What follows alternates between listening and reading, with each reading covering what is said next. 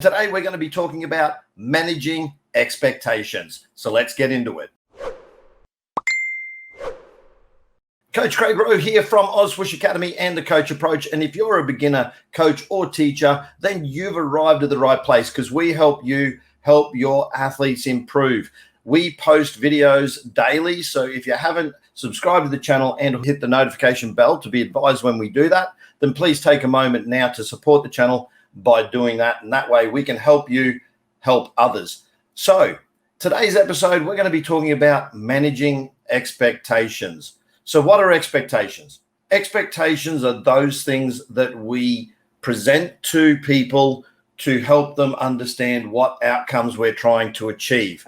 One of the biggest problems in sport is we have to try and manage realistic expectations. Now, winning, obviously, with sport is the ultimate objective. However, the reality of the situation is not every team that enters a competition or not every athlete that participates in competition has the ability to actually win a competition. So people often go into their season, if I can use the term, delusional about their chances of actually winning. I've coached a number of senior teams over the years. At the start of every season, believe that we have the ability to win that season. Now, that's a great perspective to have going into a season. You want to be confident and upbeat about your chances. But as the season progresses, you come to realize that you may not be as prepared. What that does is leads to disappointment. So managing expectations is actually really about managing the possibility of disappointment.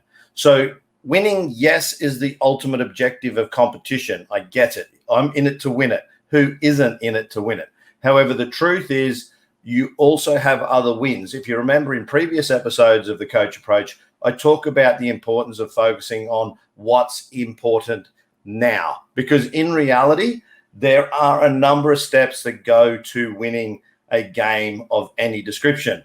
When you actually focus on the process, then you find that if you put all your ducks in a row, then you should hopefully put yourself in the best position to win. I recently spoke with an entrepreneur, a successful businessman and memorabilia mogul, Brandon Steiner, and he said business is much the same. You want to focus on the game, not the score. So when you focus on the game, you're focusing on the process. You should have a number of mini goals throughout the season to help manage expectations. So it might be that you're going to say to your athletes that this season, we're going to focus on ball handling, defense, and shooting. We're going to improve our numbers there. So your expectations are that is what you're going to focus on. You're focusing on the process. And if you can achieve improvements in those areas, you're going to put yourself in a better position to win. So we want to improve over a number of areas, which brings me to another important point, is every game is actually a training session. And this is a part of a growth mindset, is a lot of people go into the game and we say, look, we're as prepared as we can be for this game right now.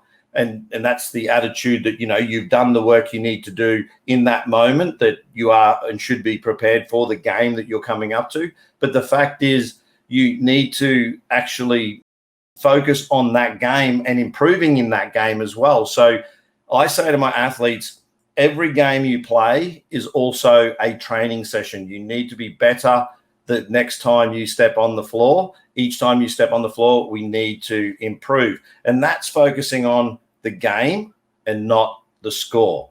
One of the biggest critics you will have in the game of basketball are parents.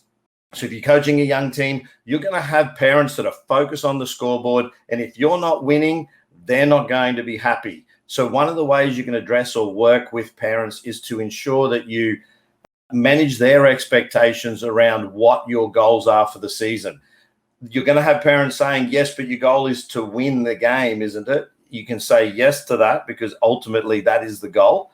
But you also have to tell them that your process is also to work on these other things and measure those improvements as well. So parents can be coaches' toughest critics, as we all know, and that is a way to manage not only the expectations of your team and organizations, but also the expectations of your parents.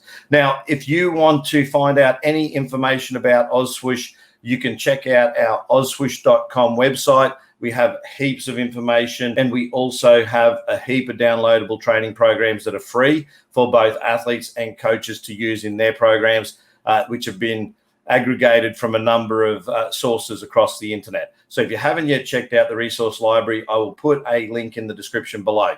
And with that, that's another episode of the Coach Approach. Thanks for being here. I hope if you've got any questions, feel free to flick us an email or write them in the comments below. And if you want to comment on this episode or offer some suggestions around how you manage expectations, then make sure you do so.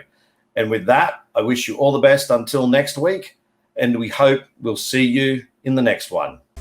Thanks for checking out this episode of the Coach Approach. We hope you enjoyed this episode. If you did, please take time to leave a like.